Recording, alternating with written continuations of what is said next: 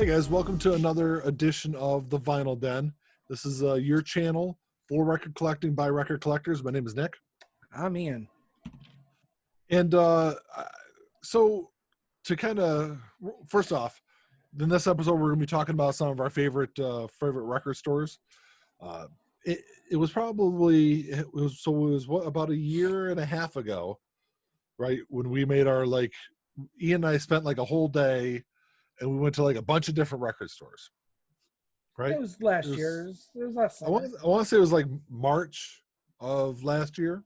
Yeah, March. Because I was planning on doing that again spring of this year, but I was going to go by myself. But then COVID-19 happened. Well, then COVID-19 happened and kind of threw all my plans out the window.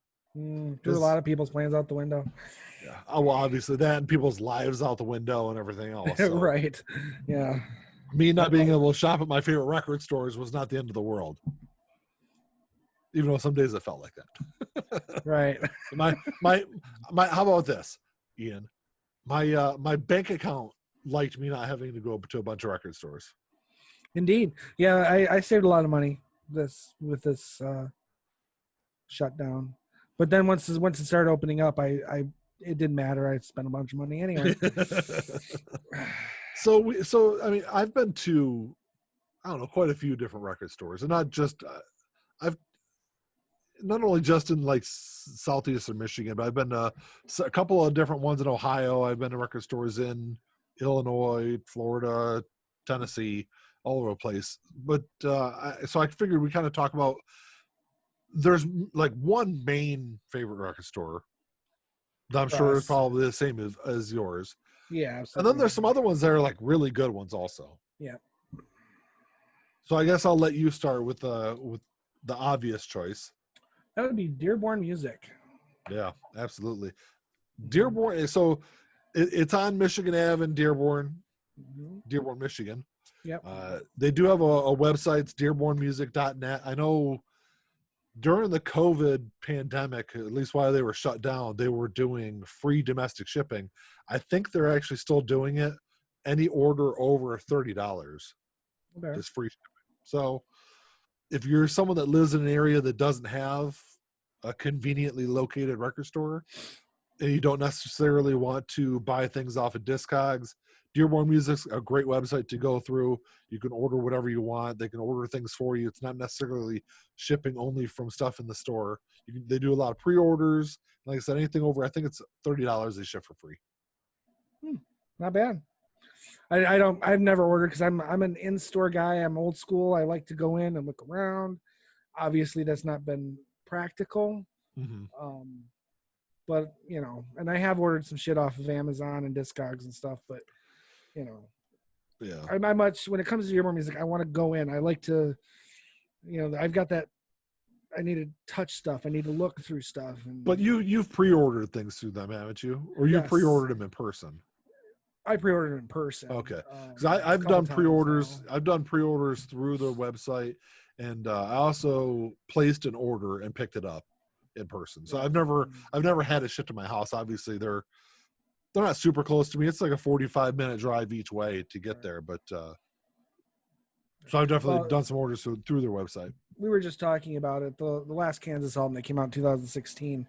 The CD came out. They didn't get the vinyl the same day they were supposed to, but it didn't ship. So that was one example of when I said, "Hey, could you put my name on one?" And they did, and called me, and I got and picked it up. It was, and it surprisingly they weren't even sure when it was coming in. It took 2 weeks to get it after the initial release. Yeah, that was back in 2016. I will say that I've had a issue with two different albums that I bought from Dearborn Music, and their customer service is always great to deal with. Yeah. Very different from some of the other customer service issues I've had with other record places before, namely SRC Vinyl. But right. Dearborn's always, like I said, they know what they're talking about there. And it's a lot of other record stores are really good at specific things, whether it's new vinyl, used vinyl, T-shirts, memorabilia, DVDs, but Dearborn has like a collection of everything, and it's new and used everything also. Right. Yeah, it's and you know, if you've lived in the area, you know that where they're at now is not where they've always been. They used to be down the road a little farther than where they're at now, in a little corner Yeah. spot in a brick building. And they were there from 1956 until about 2010, maybe 12, Yeah. that area. Um, and the move, I think, was primarily for size, because I mean they couldn't Mhm. really expand where they were. Yeah. But I've been going to Dearborn Music since I was a little kid, because my dad would take me in there way back in the day. And so yeah, I mean it's kind of always been a big kind of go to for me. Yeah. Yeah. I know my dad used to shop there back in the Mm, 60s and 70s. So right, exactly. So you know it's kind of like the like a foundational store for us, I think, yeah. growing up in the area and everything. So, Actually, if you go back and watch one of the first like first couple of episodes of our show, I think I had one of my Dearborn Music shirts on. yeah. Yeah. See, because you spend so much money, you get like free tote bags and everything from them, and they're like, "Here, take some free stuff. You just spent, you know, half your check, half your monthly income on us. No, Take I a free will say bag." that in the weekend before everything got locked down, I was there, and at that point everyone kind of knew what was coming, that the lockdown was going to happen, and I was like, I know that stores like that generally make more off of their t-shirt sales and things like that. There's more of a markup on that than there is on anything else in the store. So yeah, Yeah. I bought a couple of shirts then. When they reopened, I did buy some more shirts and a gift card, just Yeah. because I know that helps them in the long run. So Right. they Right. didn't give me anything, Ian, even though they should for Those the amount of tote money I bags they spent did, there. or those tote bags, because they Oh we yeah, would I've go in got a. together. You would spend like $180. They'd throw my records in a plastic bag, and you'd walk out with this big, nice little tote. I Dearborn will Music say on it. if you spend at least $100 in their store, they do put in a nice little tote bag for you. And yes, I do have a rather large collection of those tote bags. But there was, so on our little venture last year, there was another record store that I don't think I'd ever heard of prior to that day, but it's one that I found almost as good as Dearborn Music. The prices on their albums were great. I felt like they had a great collection of new and used. They did have some stuff in the store that I hadn't seen in other places before, and that's it's an album. It's a record store called Flipside Records. That's on East 14 Mile Road up in Clawson, Michigan. So it's not Mhm. too far. It's probably 25 minutes north of Detroit, roughly, is where Clawson is, somewhere in that Okay. area. Yeah. You really liked the store too, didn't you? Yeah, I did. I just it seemed to they had a really good selection. The setup of the store. For me, it's all about selection. I like being able to like literally have to walk down every aisle and look at a lot of stuff. Yeah. You know, if I walk in and I go to the same spots all the time, it's just eh. So I like going in and having a wide variety of areas to search through, and they had a really good selection. Yeah, I Stuff felt that, like I was gonna say, stuff they did I hadn't seen in other stores too, which was yeah, nice. and that was one thing I can say. I think Flipside had that Dearborn doesn't necessarily have, and I feel like, and that's I felt like Flipside had more variety as far as genre of music goes, where Hmm. Dearborn music is primarily rock. They give out a pretty decent jazz selection. They got a small uh, blues, a small dark metal selection, and then a small rap selection, and that's kind of it. Where I felt Right. like Flipside had more of a selection. They had a Right. lot of like electronic music and things like that also, and Mm. I don't know. They Which might not wouldn't have appeal had, to me necessarily, but just the idea that, like I said, it's a wider variety of stuff that you can just kind yeah, of search yeah. through. And if you're interested in checking them out, they do have a website. It's Shop Flipside Records at shopflipsiderecords.com. So, and I'll put all these links down below Mhm. for you to check out. Yeah. The kind of the whole thing that sparked this whole venture that we went on was another record store. It's up in Royal Oak. It's called UHF Records. I'd heard a lot about it, and it was like, I think that was the whole thing that made me kind of drive out that way to go there. And it was kind of the same thing. I think they specialized more so in new releases rather than, I mean, they did have a selection of used records. Right. Primarily new though. I think it was primarily new.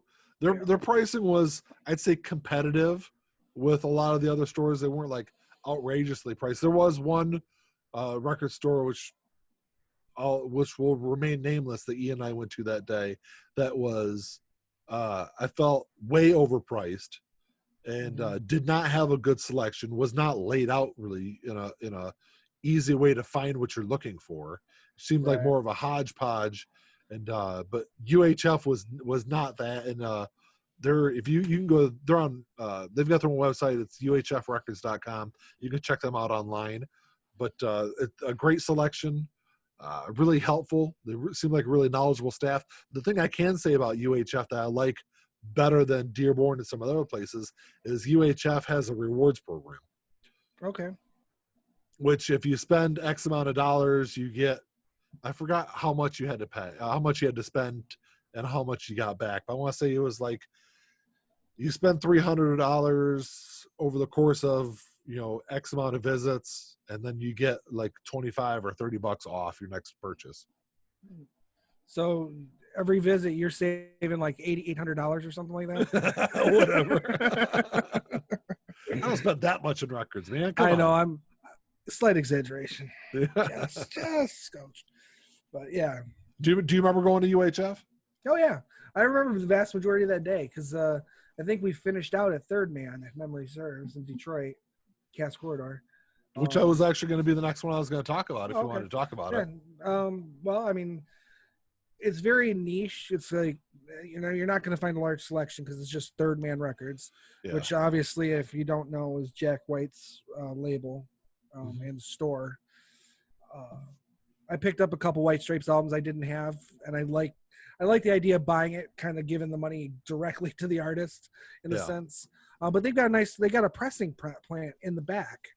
So you can watch through the windows. You can watch through the windows while they're like packaging and pressing vinyl. So it's really kind of cool. So it's not like an all day thing, but you can go in there for an hour and kind of see how things go. And you can actually take a tour of their plant also. Yeah. Which is something I still want to do. That's scheduled though. You have to Yes. Yeah. You have to schedule. Still, yeah. I mean, you can stand and watch them because there's a big window, and I guess they do concerts and stuff there, right? Yeah. They have a small stage. The other cool thing is they press at Third Man. They press a lot of like older like blues and stuff also. Yeah. Because that's it. You got that blues album from there. Yeah, I got American Classics or something like that. I don't have it with me. I have to go grab it, but it's just a kind of a compilation of different jazz or blues artists, primarily from like the 30s. Yeah. So it's just songs by certain, like Robert Johnson's on there and stuff like that. Mm-hmm. So it's an album I love throwing on when I just want something background. I'm doing dishes or something. That's kind of my go-to album. But they have a whole series of those where they have jazz and other blues artists, and it's really kind of a neat collection that they do there. Yeah, I think Third Man is a very unique experience as far as like record stores go. Yeah, absolutely. It's if you don't have any intention of watching the vinyl and being made and stuff and packaged, and you're going to see a large variety of records, you're not going there for that. But you can find find a few like unique things like the blues compilations and stuff like that. Yeah.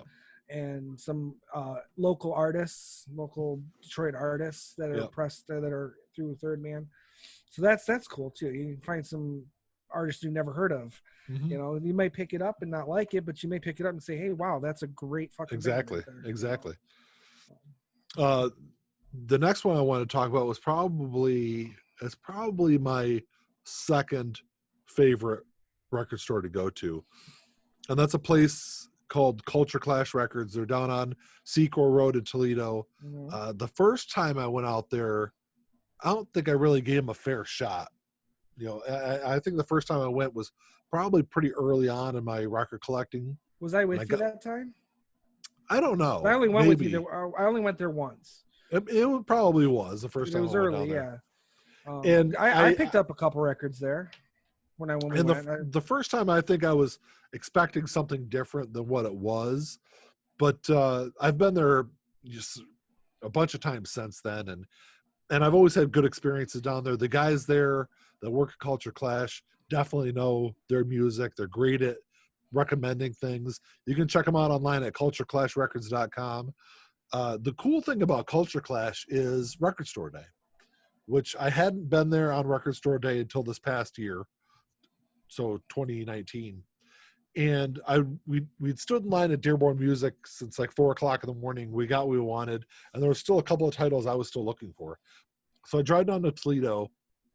And it's kind of cool how they do it. They've got like food vendors in their parking lot. They've got they had a radio station there. They had live music. They took Record Store Day and created an event around it. Yeah. So I thought that was really kind of cool. Something I hadn't seen at other record stores I've been to, as far as like Record Store Day goes. So that was really cool.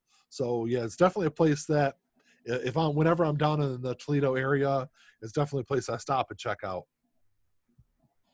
Yeah, it's definitely a place I wouldn't mind going back to. Yeah. You know, because it is. I mean, well, it's actually probably closer than to us, specifically you, than Flipside or UHF. Actually, isn't it?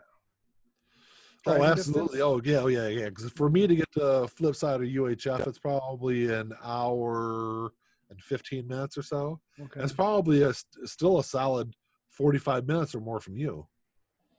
Yeah. So that would make sense. Yeah. But Culture Clash, you can get to what, 25 minutes? Yeah, I'm about 25 minutes from Culture Clash. Yeah, because they're right off the highway. They're right off, right in Toledo there. Yeah.